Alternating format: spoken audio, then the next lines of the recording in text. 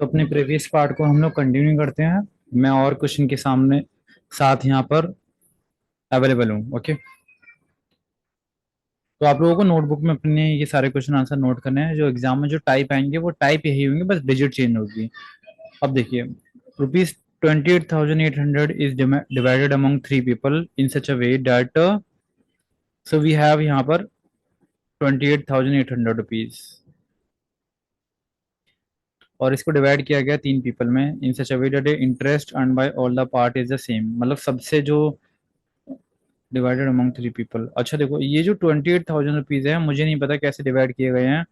But मैं actual में ये अज्यूम कर सकता हूँ कि तीन लोगों को दिया गया पैसा, ये वाला, ये ए बी और सी को। कितना कितना दिया ये नहीं पता, लेकिन जो यहाँ पर सिंपल इंटरेस्ट बनी है वो सबकी सेम बनी है। और उन्होंने कहा कि जो फर्स्ट पार्ट है, लाइक ए, मैंने माना कि ये ए ही है, उसको इन्वेस्ट किया गया 2% पे फॉर 3 ईयर। इसको इन्वेस्ट किया गया है 3% फॉर 4 ईयर्स है। यहाँ पर कितना था, आई थिंक 4 ही होगा। देखो मैं यहाँ पर कंफर्म नहीं हूँ यहाँ पर कितना था, आई थिंक मुझसे मिसप्रिंट हुआ है यहाँ पर ये। अगर कुछ एरर आएगी तो हम यहाँ मॉडिफिकेशन करेंगे। And third at 4% for 5 year. तो अगर हम यहाँ पर चेक करें तो ये टोटल 6% ऑफ ए हो रहा है, ये 12% ऑफ बी हो रहा है, और ये 20% ऑफ सी हो रहा है। ये सब इक्वल है। ये एक्चुअल में इंटरेस्ट हुई ना, इंटरेस्ट हुई आपकी ये। उन्होंने बोला था ना कि इंटरेस्ट इक्वल है, तो ये तीनों आपस में इक्वल हैं। तो मैं परसेंटेज काट काट कर मैं ये कह सकता हूँ कि, और इस रेशियो को और भी हम सिंप्लीफाई कर सकते हैं अगर उससे काट दें 2 से तो।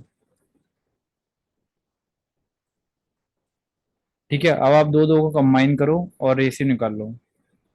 जैसे मैंने लिए एक बार 3A = 6B, तो मेरे पास आ जाएगा A/B = 2/1। और फिर मैंने एक बार लिए B/C = 10/6। तो 2 5 जा और 2 3 है, तो ये आ गया 5:3। अब रेशियो देखते हैं हमारे पास कितना आया। बी और बी का आया 2:1, और बी और सी का है मेरे पास 5:3। तो यहाँ पर अगर मैंने इन दोनों को कंबाइन कर दिया तो 10 और 5 और 3, 10 और 5 15, और 3 18।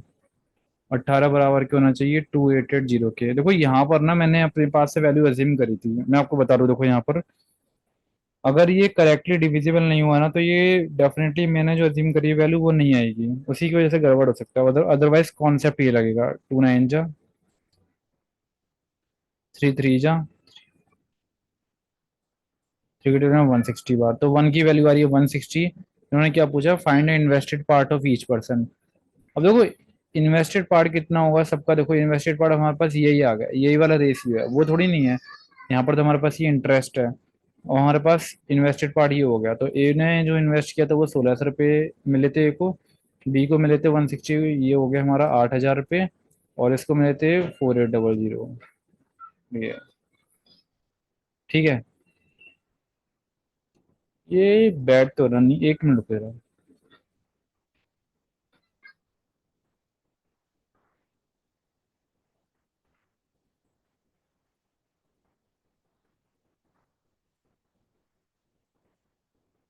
8 और 4 12 और एक 13 है।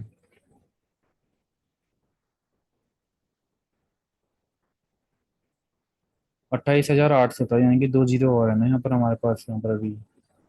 अच्छा,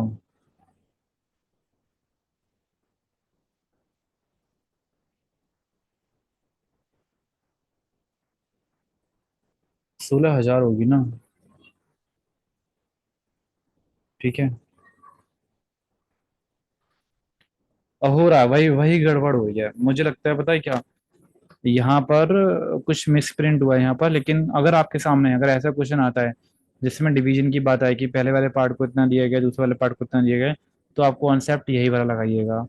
ठीक है। और यहाँ से आपको रेशियो डिस्ट्रीब्यूशन करके वन की वैल्यू मिल जाएगी, तो वन की वैल्यू से आप निकाल सकते हो एक ही वैल्यू, सबकी वैल्यू निकाल सकते हो। दिस इज माई मिस्टेक, आप इसको इग्नोर करिएगा, लेकिन आप कॉन्सेप्ट लर्न करिएगा। मैं आगे चलता हूँ अब। Out of a sum of rupees 850, a part was left at 6% SI and another at 12% SI. ये कह रहे हैं कि आपके पास 850 रुपीज़ हैं ये टोटल, और इनमें से आपने एक पार्ट जो दे दिया, लेट सपोज P1 दे दिया आपने 6% रेट ऑफ इंटरेस्ट पे, एंड P2 दे दिया आपने 12% रेट ऑफ इंटरेस्ट पे. If the interest on the first part after 2 year, यानी कि 2 साल में इक्वल हो जाती है, मतलब ये वाली जो इंटरेस्ट बनी है on the second part after 4 year, इसके 4 साल बाद, तो बताइए सेकंड सम क्या होगा. तो यहाँ से मिल जाएगा, देखो आपको ये हो गया हमारे पास 12% of P1 equal to 24% of P2. तो परसेंटेज से परसेंटेज मेरा कट गया, 12 से कट गया 2 बार, तो मैं कह सकता हूँ P1 बराबर के P2 आ गया ट्वाइस ऑफ. तो P1 अपॉन P2 मेरा यहाँ पर हो गया है अभी 2:1. तो अब देखो 850 को हमें कैसे ब्रेक करना है, 2:3 में ब्रेक, 2:1 में ब्रेक करना है. दो और एक तीन होते हैं, तीन बराबर के. अरे ये वैल्यू कैसे आ रही है, एक मिनट.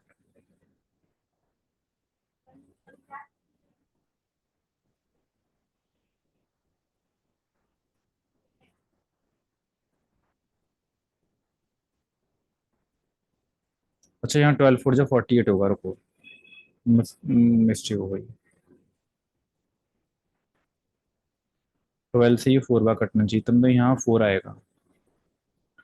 तो यहाँ पर 4 आएगा, चार और एक कितने हुए, 5 हुए.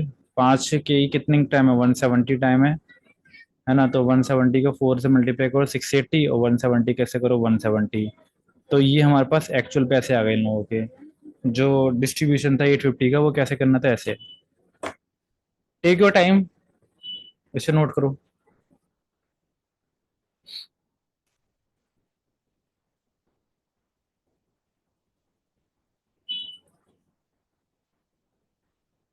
इसे ट्राई करना, वीडियो को पॉज करके जरा.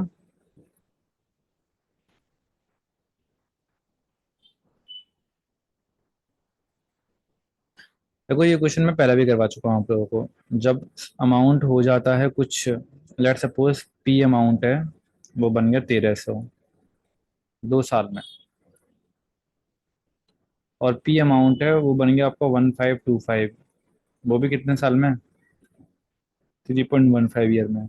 तो अब यहाँ ध्यान रखिए, यहाँ पर P प्लस के I1 बनी है, और यहाँ पर भी P प्लस के I2 बनी है. मैंने कहा था ना ये वाला क्वेश्चन बहुत टफ है, ये वही वाला क्वेश्चन रिपीट होके आ गया दोबारा से. तो इस क्वेश्चन की ट्रिक ये थी कि अगर हम अमाउंट में से डिफरेंस निकाल दें, तो हमें कितने साल का सिंपल इंटरेस्ट मिल जाएगा, 1.5 ईयर का. वैसे तो यहाँ डिफरेंस कितना आएगा देखो, 5 और 2, 5 में 3 में 2 बचे डिफरेंस, लेकिन P से P कट जाएगा, I2 माइनस के I1 बचेगा ये. और ये जो I2 था बेसिकली 3.5 ईयर का था ना. I2 जो था वो कितना था, प्रिंसिपल पे 3.5 ईयर में R% से रेट लगी है, और I1 कितना है, P मल्टीप्लाई 2 साल में कितने ईयर के लिए रेट ऑफ इंटरेस्ट लगी है, R% है बराबर के 225 ही है. तो अगर हम यहाँ से PR% कॉमन ले लें, और 3.5 में से अगर मैं 2 माइनस कर दूँ, ये तो 5 का 5 इनमें से 2 है, तो यहाँ जाएगा मेरे पास 1.5. 1.5 की वैल्यू आ गई 225, तो पॉइंट हटाओ यहाँ से, जीरो लगा दो. 15 के टेबल में ही, 15 के टेबल में 150 बार ही आता है. तो PR% यानी कि मैं कह सकता हूँ P को 100% ही मालूम, तो 150 आ गया हमारे पास ये. और जो कि क्या होती है, इंटरेस्ट होती है. ये आप समझ रहे हो ना, 1 साल की, क्योंकि यहाँ पर 1 है ना, PR% आपके पास 150 आ रहा है. तो यहाँ पहली वाली इक्वेशन में अगर मैं पुट करके देखूँ कि जो हमारा अमाउंट है, जो हमारा क्या है अमाउंट है पहले साल का, मतलब जो 2 साल में हुआ है, प्रिंसिपल प्लस के इंटरेस्ट, वो है 1300 रुपये. अच्छा वो 2 साल का है, तो जब 1 साल की इंटरेस्ट इतनी आ रही है, तो 2PR% कितना होगा हमारा, 300 होगा. तो प्रिंसिपल हम लोगों को पता करना है, और इंटरेस्ट मेरे पास आ गया 300 रुपये.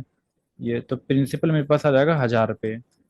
अब प्रिंसिपल 1000 रुपये आ गया, तो रेट ऑफ इंटरेस्ट निकालो. अब रेट ऑफ इंटरेस्ट कैसे निकालेंगे, तो रेट ऑफ इंटरेस्ट से निकालेंगे PR% बराबर के है हमारा कितना, 150, और P की वैल्यू हमारी है 1000.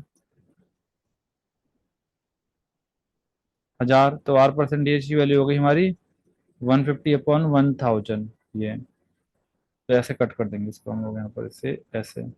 तो 5, बेसिकली ये हमारा आंसर डायरेक्ट आ गया, नहीं 15% हो गया आंसर हमारे पास ये, क्योंकि 15/100 है ना. 100 का कितना भी पार्ट अगर नीचे दे रखा हो तो वो रियल में ही माना जाता है। 15% हो गया मेरे पास। ठीक है, आगे चलते हैं। चलिए इस क्वेश्चन में पढ़ते हैं ये।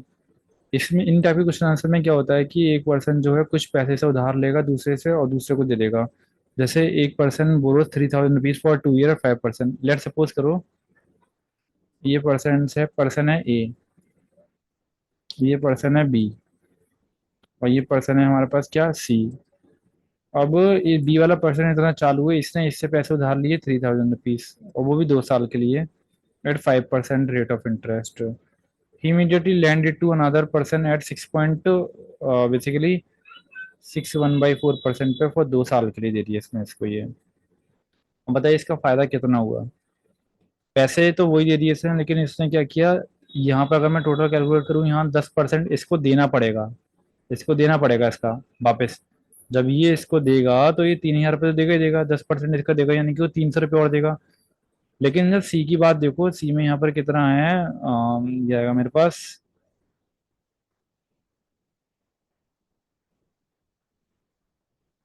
25/4 मल्टीप्लाई टू, दैट इज 12.5% है टोटल।